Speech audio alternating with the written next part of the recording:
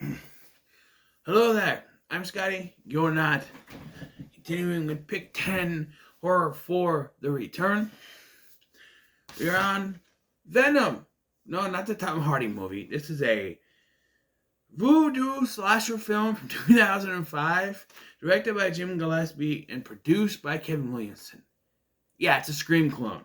A very good one, but a Scream clone nonetheless. So, yeah. It's even produced by Miramax, or by Dimension Films under Miramax. Is the last film to do so before it slipped over to the Weinstein Company. I'll talk about those fuckers. But anyway, before I get into this, I realized something last night and I want to bring it up here. I changed it, but the first video in this playlist was supposed to be my picks, and for some reason, I meant to put Pick 10 Horror for the Return, my picks. But for some reason, instead of the Return, I put the ranking and then just published the video. For those of you who watch it thinking, this is not a ranking, what's going on? It's not the ranking, because it's the first video in the playlist. The ranking is always the last video in the playlist when it comes to these type of series that I do. So I changed it. It's now reads Pick 10 Horror for the Return, my picks. That's what that is. Okay, so talking about Venom, okay? The story here is that it's a voodoo slasher, right? There's this incident with this old Creole woman who has this suitcase full of snakes. And due to some negligence on either teenagers or it's a storm, driving, whatever, she gets driven somewhat off the bridge. And when this mechanic guy named Ray, gas station owner, mechanic, garage owner, whatever, tries to rescue her, he gets bitten by the snakes and then falls with the car into the water. The snakes, we find out, are filled with the evil souls of bad people. And when they bite him, he becomes an evil zombie voodoo killer guy. And he's just killing people for no fucking reason other than he's evil and he's killing people. And so then our teens have to stop him. So notably, I'm going to throw out the cast here. Okay, we have Jonathan Jackson, who is in Stephen King's Red Bullet, which I have a review on my channel for. Stephen King Saturday Night was the first one I did, I think. Megan Good, who I knew from Cousin Skeeter, and she would go on to be in other things like, was it the one, The Intruder with Dennis Quaid, and she was in one of the Saw movies, and she's going to be in a lot of things. Agnes Bruckner, who the only movie I recognized her from was Vacancy 2, and I don't think I've even watched that one yet. But they, I know. And then DJ Cotrona. This is his first film. He's in 2 Shazam movies. He plays the superhero version of the Hispanic boy. I can't remember his name. I tried. I even looked it up and I forgot. Sorry. So good. And he was also in G.I. Joe Retaliation, and the From Dusk Till Dawn series, playing the rebooted version of George Clooney's character Seth Gecko. So yeah, there's some notable talent. There's other actors in here that I just... Laura Ramsey. The name jumps out at me, but I couldn't picture the face. I couldn't.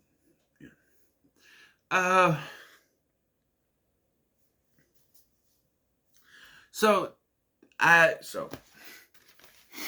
bought this from Walmart out of the $5 bin because it looked interesting. All right, Method Man's in this. Method Man. I forgot to mention him because he's one of the first 2 killed.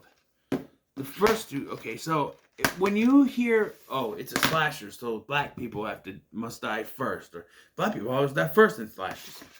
this is an example of that, because the first two people who die are black people, or African Americans, or Creole, whatever.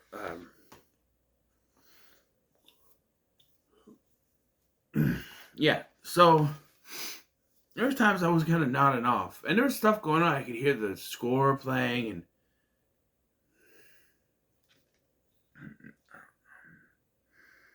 I think someone compared this to I Know What You Did Last Summer, and it's directed by the same guy, and it is kind of similar the way it started out, right?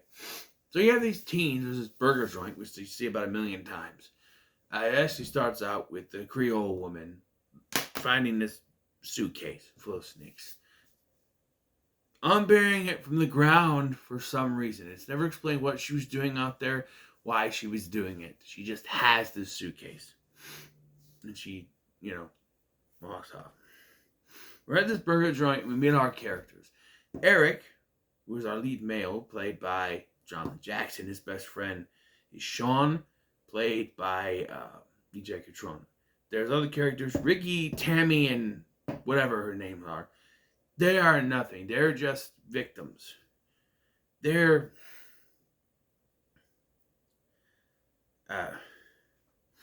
Ricky wants to get drunk and fuck these women. Wants to get them drunk so we can fuck them. Tammy is a shoplifter, and her friend just goes along for the ride. Patty. Her name is Patty. And they just go along for the ride. On the other side, you have Sean and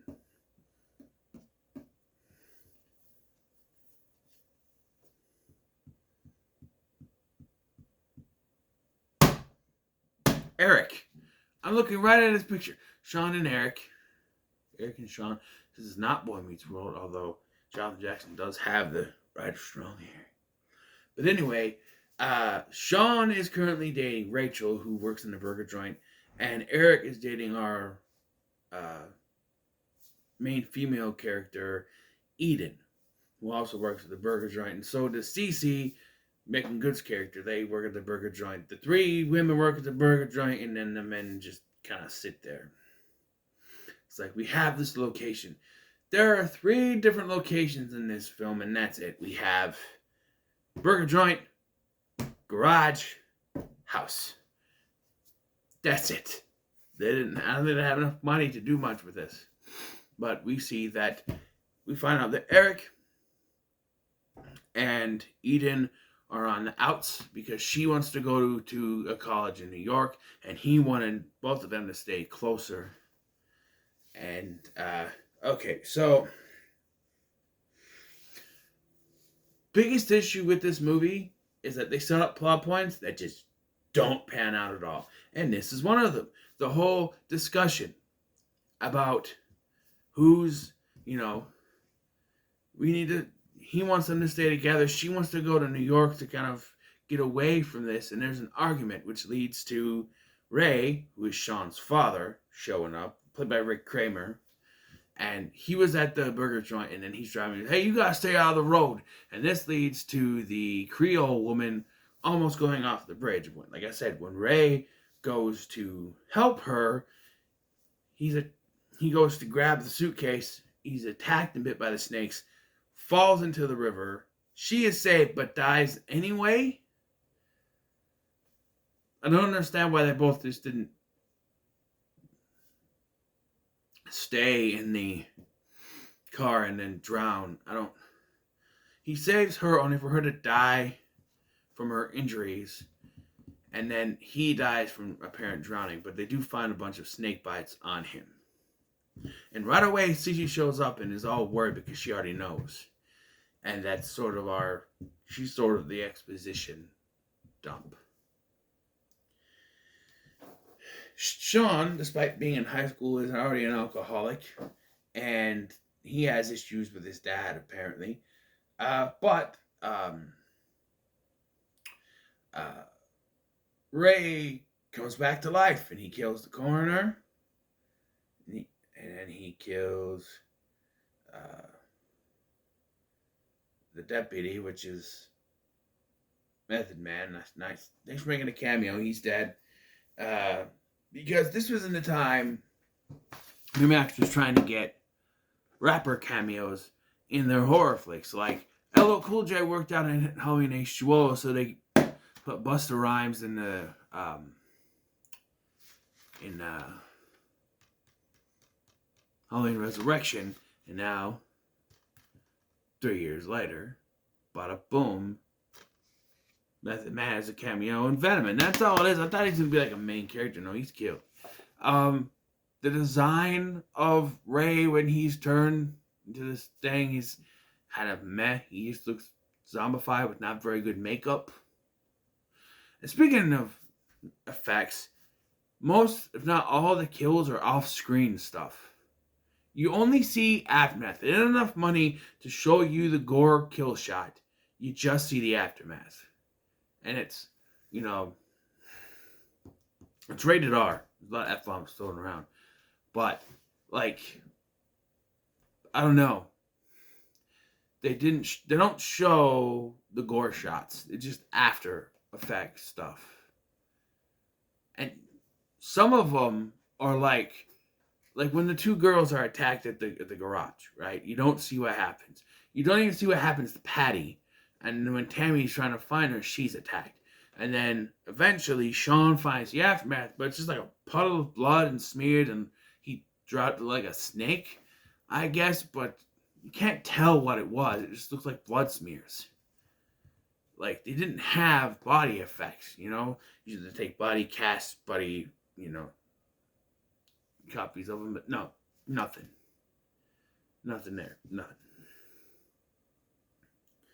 This idea could work with more money, better effects, a little bit more writing, a little bit more better writing. It could have worked.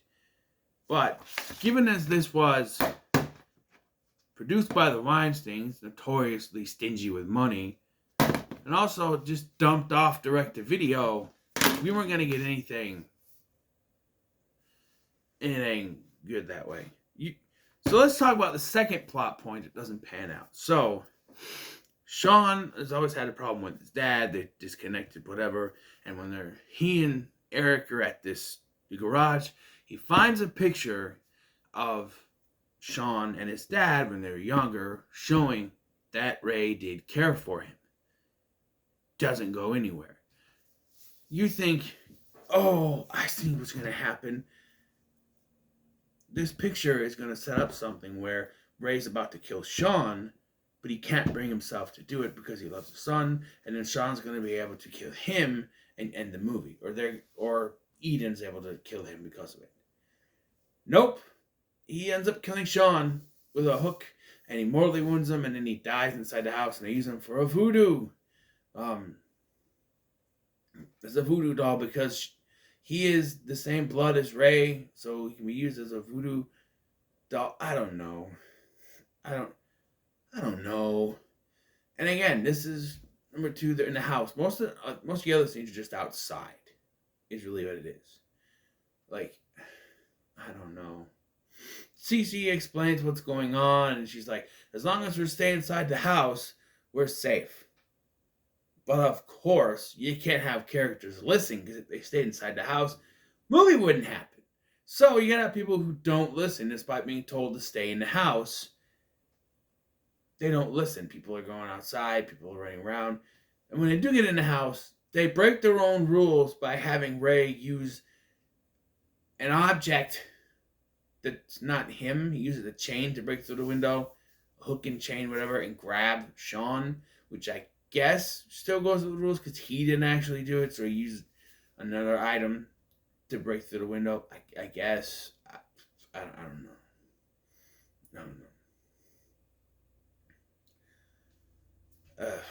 But most of them get killed, and this is where plot point number 1 really just is thrown out. So she being Eden, ends up in a place where all the bodies are being stocked. And apparently, Sean was found, attacked, and supposedly killed by Ray off screen. So because he throws him in there with her, and she thinks he's dead. No, they killed him off screen. What about that whole plot point about him going about them going to different colleges. They got to make up that. Well, it reveals he's alive. But like a dumb bitch, she and Ray hears it and then kills him anyway. And it's like, again, I went, what was with that plot point? That's 2 plot points now that didn't pan out. What was the point of putting those character development in if you weren't going to come back around to them? That's the point of having character development, is you come back around to it. They're talking about the college. Obviously, that's coming back around at the end of the film, where they decide, oh, we're going to go together anyway. Or, I'm going to go wherever you're going to go, sort of thing. And the whole thing with, where Ray did love his son. Should have come in at some point, but no. We're just doing slasher things. Just obviously wasn't written by Kevin Williamson, or else it would have good written. Who wrote it? I don't care who produced it. Story by Flint Dille, Dial, and John Zeuer Patton. Screenplay by Flint Dille and John Zeuer Patton and Brandon Boyce. Yeah, I don't know who any of them are, but you could have Kevin Williamson write this. He just produced it. If he wrote this, he probably could have done it better. I'm serious. You should have let him write it. He probably could have done it better. No. And how does this end? How does it end? We're down to just Eden and Ray here. And she ends up in some kind of tomb where she subdues him with this charm she got from Cece, right? And he seems to yield. The snakes come out and attack her. She's able to get out. But Ray comes back and he attacks her at the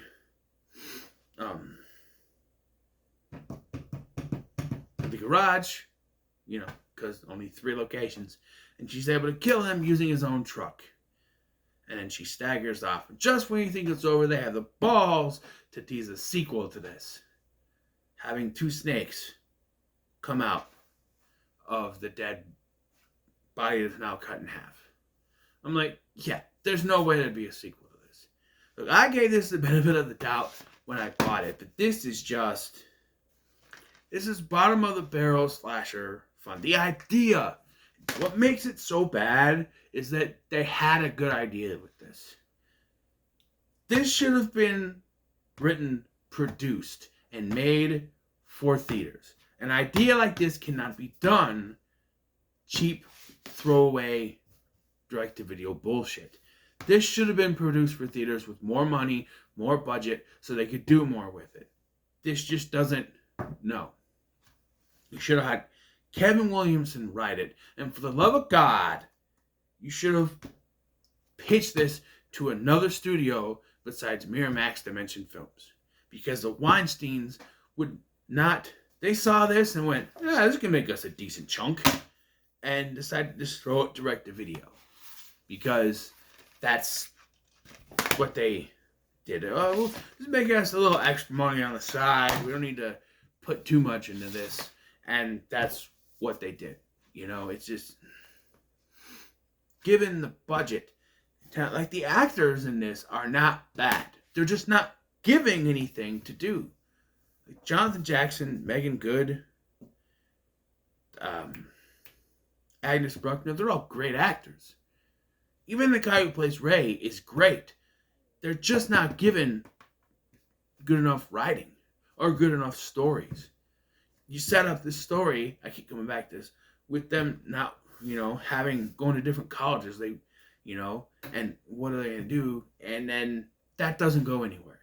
And he said this whole thing with, oh, Ray did love his son. But that doesn't go anywhere either, because you just want, it's almost like, and I don't know for sure, but it's almost like they had a better script. And the Weinsteins looked at it and went, nah, we just want this guy killing people. We don't care about character development. We just want a slasher where people are dying. And that's basically all it is. There's a little bit of story in there, just for a little background. And whatever they left in for character development, they were told to just erase all what was left you know, coming full circle moments to it, like the payoffs. They just erased all the payoffs, and so it's just generic slasher film with voodoo elements. And no kill shots, no nothing, no gore. The kills in this are just like nothing, really. So I'm gonna say when it comes to Venom, it's just not worth your time. It's not worth your time. So, what are your thoughts on Venom? Leave them comments. Make sure you like, share, and subscribe. I got 3 left, and I know what one I want to do last. I told you that before, Night of the Killer Bears. So I'm just gonna go ahead and announce the next one, and I think I'm gonna do Cry Wolf. I believe that's the one on top. I think. Cry Wolf. I'm just gonna do that one next.